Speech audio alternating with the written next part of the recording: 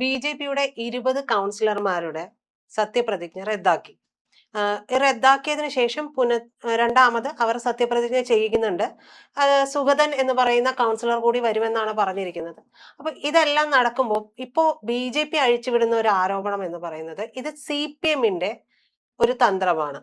ഇതിനു മുമ്പ് ഭീമാപ്പള്ളി കൗൺസിലറായി ഒക്കെ ചെയ്തിട്ടുള്ളത് അല്ലാഹുവിന്റെ നാമത്തിലാണ് എന്നൊക്കെ പറഞ്ഞുകൊണ്ട് അവരവരുടേതായ ഭാഗം ന്യായീകരിക്കാൻ വേണ്ടിയുള്ള രീതിയിലേക്കുള്ള കാര്യങ്ങൾ ചെയ്യുന്നുണ്ട്. സത്യത്തിൽ ഇതിൽ എവിടെയാണ് പ്രശ്നം ഉണ്ടായിരിക്കുന്നത്? ഇവർ ചെയ്തത് ശരിയാണ് എന്ന് നമുക്ക് ന്യായീകരിക്കാൻ പറ്റുമോ? കാരണം ഒരാൾ ചെയ്തതുകൊണ്ട് നമുക്ക് ചെയ്യാം എന്നുള്ളൊരു നിലപാടിലേക്ക് ഒരു രാഷ്ട്രീയ പാർട്ടി വരുന്നത് ശരിയാണ്? അല്ല, ഇതിന്റെ അടിസ്ഥാന പ്രശ്നം ഇപ്പോഴും നമ്മുടെ മാധ്യമങ്ങൾ ആരും ചർച്ച ചെയ്യുന്നില്ല.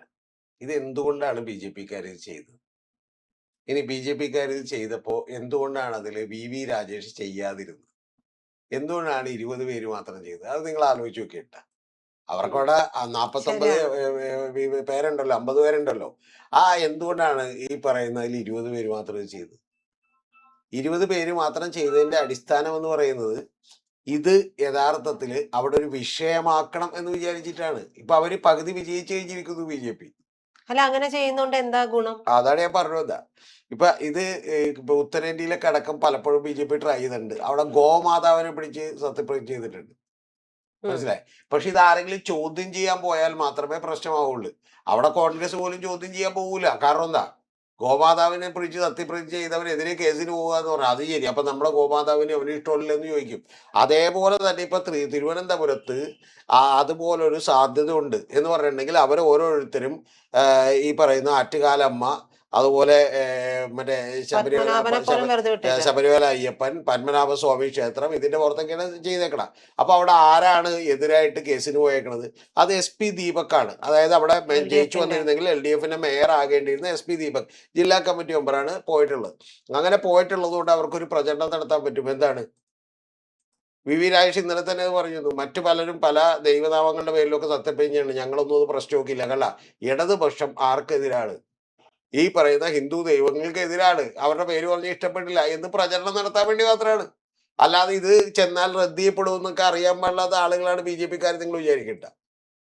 സത്യത്തിൽ BJP-ക്ക് ആകെ പറ്റിയ അടി എന്ന് പറഞ്ഞാൽ ഇനി സുഗതന് വേണ്ടിയിട്ട് ശരിക്കും ജയിലിനകത്തൊരു സത്യപ്രതിജ്ഞ അറേഞ്ച് ചെയ്യണം, ഒരു പന്തലാക്കിയിട്ടുണ്ട്.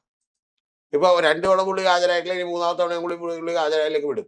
ഈ കേരളത്തിൽ നേരത്തെ എനിക്ക് തോന്നുന്നു ഉമേഷ് ചള്ളിയിലാറ്റാണ് തോന്നുന്നു, മറ്റേ ശ്രീനാരായണ ഗുരുവിന്റെ നാമത്തിൽ സത്യപ്രതിജ്ഞ ചെയ്തിട്ടുണ്ട്. അതുപോലെ 2006 LDF-ന്റെ ഒരു കോഴിക്കോട് നോർത്തിലെ MLA ആയിരുന്നു പ്രദീപ് കുമാർ, രക്തസാക്ഷികളുടെ നാമത്തില് അല്ല, ഇത് യഥാർത്ഥത്തിൽ ഇപ്പൊ ഈ കഴിഞ്ഞ ദിവസം ഇത് പ്രദീപ് കുമാർ അത് ചെയ്തു. ഇനി തൊട്ടടുത്ത് ഇവരും ബലിദാനികളുടെ പേരിലാണ്. അപ്പൊ എന്താണെന്ന് വെച്ചാൽ ഓരോരുത്തർക്ക് ഇത് കൃത്യമായി എഴുതി കൊടുക്കുന്ന അജണ്ടയാണ്, സ്ട്രാറ്റജിയാണ്. കാരണം ഇങ്ങനെ തന്നെ ചെയ്യണം. അപ്പൊ അവിടുത്തെ പ്രാദേശികമായിട്ടുള്ള ഭക്തി വികാരം ഉണർത്തിക്കൊണ്ടിട്ട് അവിടെ തന്നെ വീണ്ടും കൗൺസിലർമാരെ തുടരാനുള്ള ഒരു തന്ത്രമാണ്.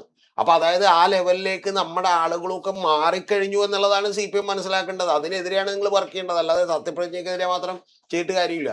മതം പരമായി ഇത്തരത്തിലുള്ള ഓരോ തരത്തിൽ സത്യപ്രതിജ്ഞ ചെയ്യുമ്പോൾ ചെയ്തത് അവർക്ക് ഗുണകരമായി മാറും എന്നുള്ളത് കൊണ്ടിട്ടാണ് ഓരോ കൗൺസിലർമാരും തൊട്ടടുത്ത അമ്പലത്തിന്റെ പേര് പറഞ്ഞ് അത് ചെയ്തേക്കണത്. സാറേ, പക്ഷെ എൻ്റെ ഒരു സംശയമാണ്.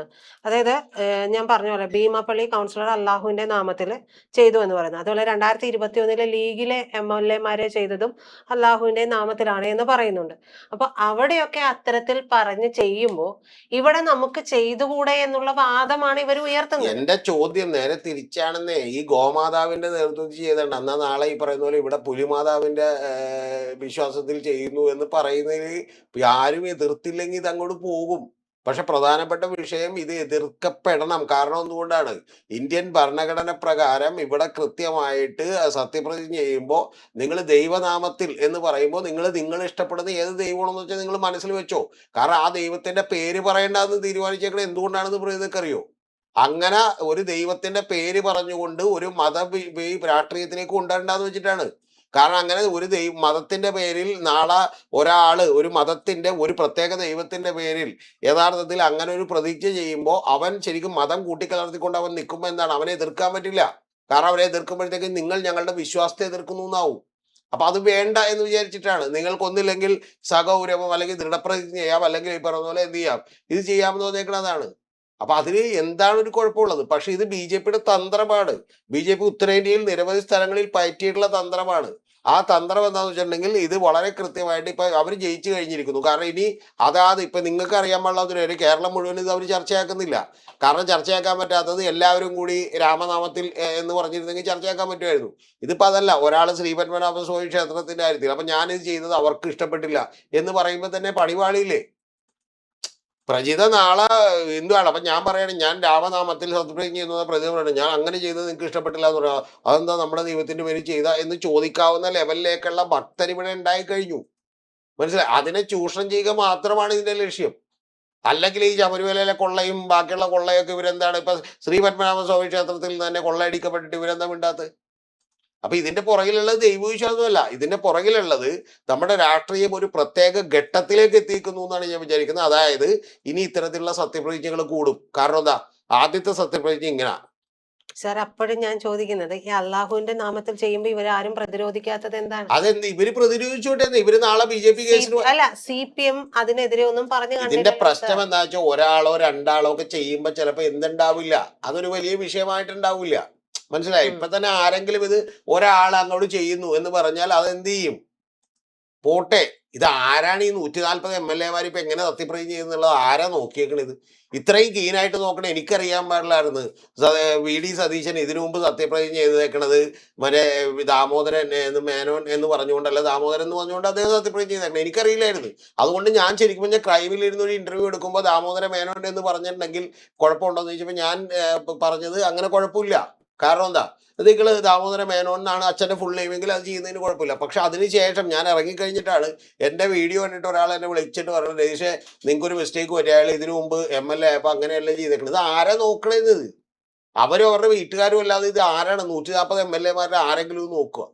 ഇപ്പൊ ഇതിനു മുമ്പ് തന്നെ ഈ ഉമേഷ് ചള്ളിയിൽ എന്ന് പറയുന്ന ആള് ശ്രീനാരായണ ഗുരുവിന്റെ നാമത്തിൽ സത്യപ്രതിജ്ഞ ചെയ്തു എന്ന് പറഞ്ഞാൽ ഇത് ആരോ ഓർക്കണത്? പുള്ളി ഓർക്കണ്ട, പുള്ളിയുടെ ബന്ധുക്കൾ ഓർക്കണ്ട, അല്ലാതെ വേറെ ആരെങ്കിലും ഓർക്കുമോ?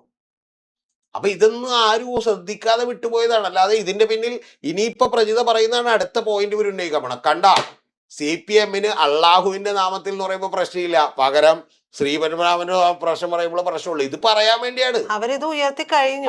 ഇത് പറയാൻ വേണ്ടിയാണ്. ഇത് യഥാർത്ഥത്തിൽ ഈ നമ്മുടെ നാട്ടില് മതപരമായ വിശ്വാസങ്ങൾക്ക് വോട്ടുണ്ട് എന്ന് ഇവർ മനസ്സിലാക്കി കഴിഞ്ഞു. ആ ലെവലിലേക്ക് 10-20 കൊല്ലങ്ങൾ കൊണ്ട് നമ്മുടെ നാട്ടിലെ നിരവധി യൂട്യൂബ് ചാനലുകളും കൂടി ഈ രാഷ്ട്രീയത്തിലേക്ക് മതവിശ്വാസം കുത്തിവെച്ച് വിഷം എന്ത് ചെയ്തിരിക്കുന്നു? ഒരു ഓവർ പരിധിക്കൊപ്പുറം പോയിരിക്കുന്നു. അപ്പൊ അതുകൊണ്ട് എന്താ, ഇന്നിപ്പോ നമുക്ക് മതം വിട്ടൊരു കളിയില്ല. മനസ്സിലായി? ഈ ശബരിമലയും അതുപോലെ തന്നെ തൃശ്ശൂർ പൂരവും ബാക്കിയുള്ള കാര്യങ്ങളൊക്കെയാണ് പ്രശ്നം. അപ്പൊ അതിന്റെ അടുത്ത ഘട്ടമാണിത്. കണ്ട, ഞങ്ങളൊക്കെ ദൈവനാമത്തിൽ സത്യപ്രതിജ്ഞ ചെയ്തപ്പോ അവർക്ക് പൊള്ളി. പക്ഷെ അപ്പുറത്ത് അള്ളാഹു പറഞ്ഞപ്പോ നിങ്ങൾ മിണ്ടിയില്ലോ. ഇത്രയുള്ള കാര്യം. ഇപ്പൊ എല്ലാം അങ്ങനെ തന്നെയാണ്. ശബരിമലയിൽ കൊള്ള നടന്നു എന്ന് പറയുമ്പോൾ നിങ്ങൾ ഓക്കെ, വേറൊരു മുസ്ലിം പള്ളിയിൽ കൊള്ള നടന്നു, നമ്മൾ അറിഞ്ഞിട്ടില്ലെങ്കിൽ നമുക്ക് അറിയുന്നതിനെ കുറിച്ചല്ലേ നമുക്ക് പറയാൻ പറ്റുള്ളൂ. അപ്പൊ ഇതാണ് ഇതിന്റെ തന്ത്രം. ഈ തന്ത്രം ഉത്തരേന്ത്യയിൽ പല സ്ഥലങ്ങളിലും BJP ഇതേപോലെ തന്നെ പതുക്കെ നടപ്പാക്കിയതാണ്. അതിൽ BJP ഇപ്പോൾ ഒരു ഡീസെൻട്രലൈസേഷൻ പോകുന്നു എന്നുള്ളതാണ്. രാമൻ എന്ന് പറയുന്ന ഒരൊറ്റ ദൈവത്തിലേക്ക് എത്തിക്കാൻ വേണ്ടി അവർ ശ്രമിച്ചു. കാരണം അങ്ങനെയാണെങ്കിൽ പിന്നെ ഒരൊറ്റ കാര്യം എല്ലാ വലിയ പ്രചരണമായിട്ട് കൊടുത്താൽ മതിയായിരുന്നു. അത് നടക്കൂലെന്ന് മനസ്സിലായപ്പോൾ ഇപ്പൊ ആറ്റുകാലമ്മ, ശ്രീപത്മനാഭ സ്വാമി ക്ഷേത്രം, അങ്ങനെ ലോക്കലായിട്ടുള്ള എല്ലാത്തിനെയും അങ്ങോട്ട് കൂട്ടുപിടിച്ചുകൊണ്ട് അടുത്ത തവണ ഒരു 29-30% ലോക്സഭയിൽ വോട്ടെത്തുമെന്ന് മാത്രമാണ് പ്രശ്നം. ശരിക്കും പറഞ്ഞാൽ ഇതിനേക്കാളൊക്കെ നമ്മുടെ നാട്ടിലുള്ള ഏത് മതവിശ്വാസിയും പറയേണ്ട ആദ്യത്തെ വാചകം എന്താ? നിങ്ങൾ ആ സുഗതനെ പിടിച്ച് പുറത്താക്കുന്നേ. കാപ്പാ കേസിലെ പ്രതിനെയാണ് നിങ്ങൾ സംരക്ഷിക്കാൻ നോക്കണെന്നല്ലേ ചോദിക്കേണ്ടത്? അതല്ലേ മനുഷ്യർ ചോദിക്കേണ്ടത്, അല്ലേ? അതെന്താ ചോദിക്കാത്തത്? അപ്പൊ അതൊക്കെ നമ്മുടെ കോറായിട്ടുള്ള വിഷയങ്ങൾ. ആദിവാസി കൂരുകളിൽ ഇപ്പോഴും അമ്മമാര് ഗർഭിണിയാവുകയും പ്രസവം ധരിക്കുകയും ഇത് അവിടെ ഹോസ്പിറ്റലുകളില്ല, ചികിത്സയില്ല. അവര് പലപ്പോഴും ഇപ്പൊ എത്ര പേരാണ് എടുത്തിട്ട് വന്നിട്ട് എന്ത് ചെയ്യണത്? പല്ലക്കിലും മറ്റേ മഞ്ചലിലും ഒക്കെ ആളുകൾ എടുത്തിട്ട് ഹോസ്പിറ്റലിൽ പോകണം എന്തോരം സ്ഥലങ്ങളുണ്ട് ഇപ്പോഴും കേരളത്തിൽ. ഇനി ഇതൊക്കെ പോട്ടെ, ഈ കഴിഞ്ഞ ദിവസങ്ങളിൽ മറ്റേ ഒരു കുട്ടി എന്ത് ചെയ്തല്ലോ, ICU, കറണ്ട് ഇല്ലാത്ത ICUലായിട്ട് കൊണ്ടുപോയിട്ടുണ്ട്, പ്രവർത്തനരഹിതമായ ICU കൊണ്ടുപോയിട്ട് മരിച്ചുവല്ലോ. എന്താ കേരളത്തിൽ വിഷയമാകത്ത്? അപ്പൊ നിങ്ങളുടെ ഈ ബേസിക് ആയിട്ടുള്ള പ്രശ്നങ്ങളെ നിങ്ങൾ മറക്കുകയും നിങ്ങൾ അതിനുമൊക്കെ ഉപരിയായിട്ട് ഞാൻ ഇന്ന മതക്കാരാണ്, ഇങ്ങനെ ജാതിക്കാരാണ്, എന്നാൽ ഞാൻ ഇവരുടെ ഒപ്പം നിൽക്കണമെന്ന് പറയുന്ന വിശ്വാസത്തിലേക്ക് എത്തിക്കുകയും ചെയ്യുന്ന ഒരു രാഷ്ട്രീയം കേരളത്തിൽ വേര് പിടിച്ചിരിക്കുന്നു. അതിന്റെ അടുത്ത ഘട്ടമാണ് 20 പേര് എന്ന് പറയുന്നത്. മനസ്സിലായി? അപ്പൊ ഇനി അല്ലാതെ ഇത് വിഷയം ചർച്ച ചെയ്യാൻ വേണ്ടി മാത്രമാണ്. അതിൽ BJP വിജയിച്ചു. ശരിക്കും പറഞ്ഞാൽ മറ്റേ ഹൈക്കോടതി എങ്ങാനും പറയണേണ് ഓക്കെ ഇതങ്ങ് അംഗീകരിച്ച് പോട്ടെ എന്ന് പറഞ്ഞാൽ തലവേദന ഇപ്പൊ തന്നെ. പിന്നെ ഒരു മനുഷ്യൻ അറിയില്ല അത് ശരി ആ അംഗീകരിച്ച എന്ത് പണിയാണ് ഹൈക്കോടതി കാണിക്കുന്നത് ചോദിച്ചാൽ. ഇതാണ് ഇതിന്റെ കാര്യം. ഇനി അടുത്തത് കുറച്ചും കൂടി കഴിയുമ്പോൾ നോക്കിക്കോ, ഇതുപോലെ തന്നെ 2 സത്യപ്രതിജ്ഞ ഇപ്പൊ എല്ലാ തവണ ഇനി വരാനുള്ള സാധ്യതയുണ്ട്. ഇംഗ്ലണ്ടിലും മറ്റു വിദേശ രാജ്യങ്ങളിലും പല സ്ഥലങ്ങളിലും ഒക്കെ ഉണ്ട്. ആദ്യം ഒരു സത്യപ്രതിജ്ഞ നടത്തും, മറ്റേത് പറഞ്ഞാൽ സെറിമോണിയലായിട്ടൊരു സത്യപ്രതിജ്ഞ വേറെ എടുത്തു. അപ്പൊ അങ്ങനെ പല പല സത്യപ്രതിജ്ഞകൾ ഇനി വരും. ഇപ്പോഴും അതല്ലേ ചെയ്തേക്കണം. ആദ്യം ഒരു സത്യപ്രതിജ്ഞ നടത്തി അത് തെറ്റായിരുന്നു പറഞ്ഞു, ഓക്കെ 4 ആഴ്ചക്ക് വന്നു, ഇന്നലെ രാത്രി തന്നെ വീണ്ടും ഒരു സത്യപ്രതിജ്ഞ. സർ, ഒറ്റയ്ക്കും തെറ്റയ്ക്കും ആണെങ്കിൽ പോലും ഞാൻ ചോദിക്കുന്നത്, നമുക്കൊരു ചട്ടമുണ്ട് സത്യപ്രതിജ്ഞയ്ക്ക്. അതിപ്പോ ലീഗിന്റെ ആയാലും CPM-ന്റെ ആയാലും ആരുടേതായാലും BJP-യുടെ ആയാലും എല്ലാവരും ഈ ഒരു ചട്ടം അങ്ങ് പാലിച്ചാ പോരെ. ചട്ടം പാലിക്കാത്തത് മനഃപൂർവ്വമാണ്. പ്രജിത ഇപ്പോഴും മറ്റേ അവിടെ നിൽക്കുകയാണ്, 3-ാം ക്ലാസ്സിലെ കൊച്ചായിട്ട് നിൽക്കുകയാണ്. അതാണ് അതിന്റെ പ്രശ്നം. പ്രജിത ഡിഗ്രി വരെ എത്തിയാലേ ഇത് മനസ്സിലാക്കുള്ളൂ. ഈ ചട്ടം പാലിക്കുക എന്ന് പറഞ്ഞാൽ പിന്നെ അവിടെ എങ്ങനെയാണ് ഒരു തർക്കം ഉണ്ടാവുന്ന, ഒരു വിഷയം ഉണ്ടാവുന്ന, ഒരു പ്രചരണം ഉണ്ടാവുന്നത് ജനങ്ങൾ അറിയുന്നത്. ഇത് ശരിക്കും പറഞ്ഞാൽ ഇവര് ഇങ്ങനെ തന്നെ സത്യപ്രതിജ്ഞ ചെയ്യണം. ചെയ്യുമ്പോൾ ഇവർക്ക് അറിയാം ഇത് പ്രശ്നമാകുമെന്ന്. പ്രശ്നമാകണം, എന്നിട്ട് കോടതിയിൽ എത്തണം, ഇവർ റദ്ദ് ചെയ്യപ്പെടണം. അപ്പം ഭാഗ്യത്തിന് CPM കൊണ്ട് പരാതി കൊടുക്കണം. പരാതി കൊടുത്തു കഴിയുമ്പോൾ CPM-നോട് ചോദിക്കണം, ആഹാ നമ്മുടെ ദൈവത്തെ പറഞ്ഞപ്പോൾ നിങ്ങൾക്ക് പ്രശ്നം, അപ്പുറത്തൊരാൾ അള്ളാഹു എന്ന് പറഞ്ഞു കഴിഞ്ഞപ്പോൾ നമുക്ക് എന്ത് ചെയ്തില്ലല്ലേ. ഇന്നലെ VV രാജേഷ് പറഞ്ഞ പോലെ ആദ്യം ഇൻഡയറക്റ്റ് ആയിട്ട് പറയണം. VV രാജേഷ് പറഞ്ഞു ഞങ്ങൾ പിന്നെ പോട്ടെ എന്ന് വെച്ചിട്ടാണ്, വേറെ ആളുകളൊക്കെ പല ദൈവത്തിന്റെ നാമത്തിലൊക്കെ പറഞ്ഞിട്ടുണ്ട്, ഞങ്ങൾ പോട്ടെ, ഇവരെന്തിനാ പോട്ടെ എന്ന് നോക്കാൻ ഇവർക്കൂടെ പരാതി കൊടുക്കപ്പെടുന്നത്. അപ്പൊ അന്ന് ഇവരും പോട്ടെ എന്ന് വെച്ചാൽ എല്ലാവരും പോട്ടെ എന്ന് വെച്ച്. പക്ഷെ ഇതിപ്പോ 20 പേരായപ്പോഴത്തേക്കും പോട്ടെ എന്ന് വെക്കണമെന്ന് CPM തീരുമാനിച്ചു, അത്ര ഉള്ള കാര്യം. അപ്പൊ ഹൈക്കോടതിയിൽ നിന്ന് കുഞ്ഞികൃഷ്ണന്റെ വിധി ഉണ്ടായി.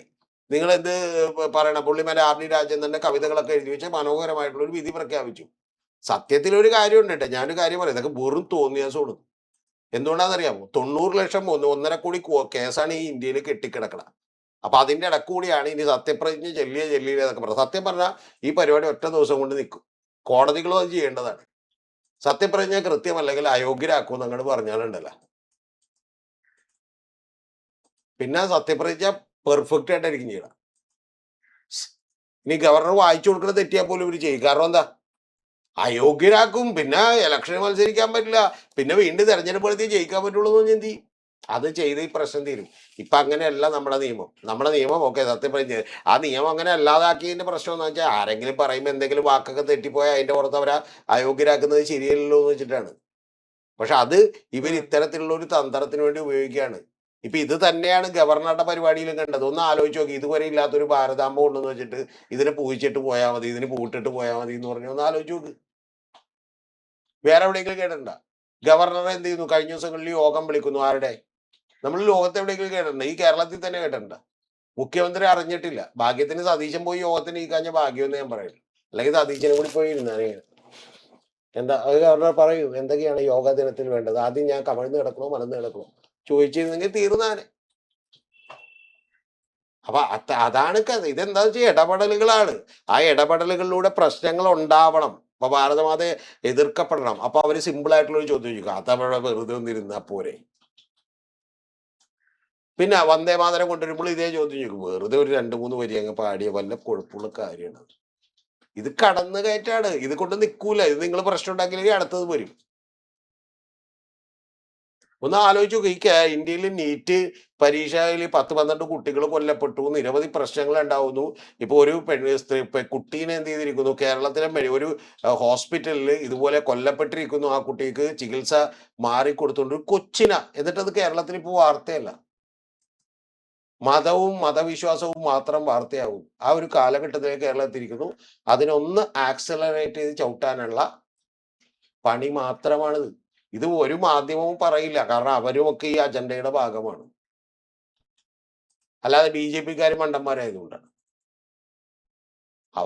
ശരിക്കും പറഞ്ഞാൽ അവരെ രക്ഷപ്പെട്ടു. ഇന്നലെ അവരിൽ എടുമേടിച്ചിട്ടുണ്ട്. ഭാഗ്യത്തിന് നമ്മൾ എതിർത്തുന്ന പറയണം.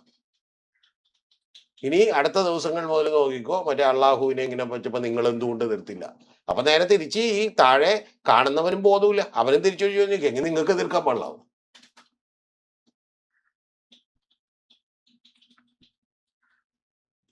അപ്പൊ അതല്ല ഇവരുടെ ഉദ്ദേശം. ഇവരുടെ ഉദ്ദേശം ഇത് പ്രോപ്പർലി നടക്കുക എന്നുള്ളതല്ല. അവരിത് പറയണം, ഞങ്ങളിത് കുറച്ചുകൂടി വഷളാക്കണം, ഞങ്ങൾ 20 പേര് വന്ന് അതുപോലെ ചെയ്യും, അപ്പൊ നിങ്ങൾ എതിർക്കണം, എന്നിട്ട് ഞങ്ങൾ ചോദിക്കണം മറ്റവരെ എന്തുകൊണ്ട് എതിർത്തില്ലെന്ന് ചോദിക്കണം. എങ്ങനെയുണ്ട് ഈ വിഭാഗീയത എന്ന് പറയുന്നത്? താങ്കൾ ഉദ്ദേശിക്കുന്ന പോലെയല്ല, ഇതൊക്കെ ഗംഭീരമായി ഡിസൈൻ ചെയ്ത പ്രൊജക്റ്റാണ്. മനസ്സിലായ?